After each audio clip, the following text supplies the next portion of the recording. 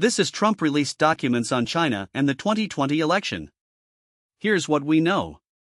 In Thursday's address, President Trump painted a picture of a historic breach, claiming China had acquired 220 million voter files and had been trying to undermine his re-election since 2020. He described this as the compromise of election data in history, citing heavily redacted documents that list some 204 million records from 2016 alone.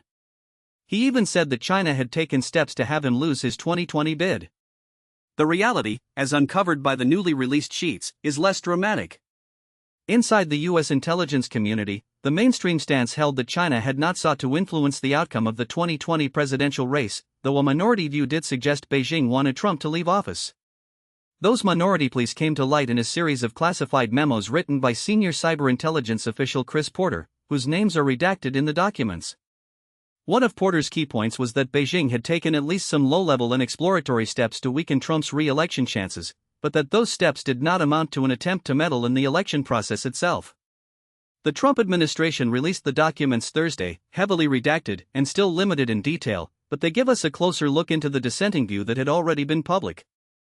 It is recorded that President Trump's claim that China's interference was the largest violation in election history seems inflated when you consider that voter data is widely available online and can be purchased. Even in a perfect scenario where a foreign state had a comprehensive database, knowing who voted for whom does not allow a foreign intelligent entity to manipulate actual voting.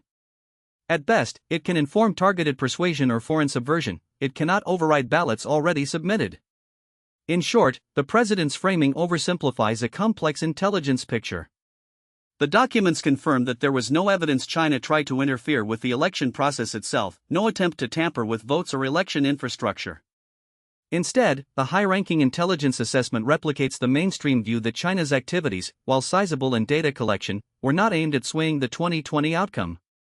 So what does this mean for the bigger story of election security? It highlights the disconnect that can happen when political rhetoric takes a step beyond the analysis supported by intelligence experts.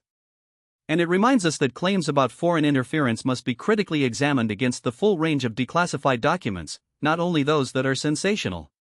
That's all for today. We'll keep monitoring U.S. intelligence releases and the next part of the story on how foreign data crunching plays into modern elections.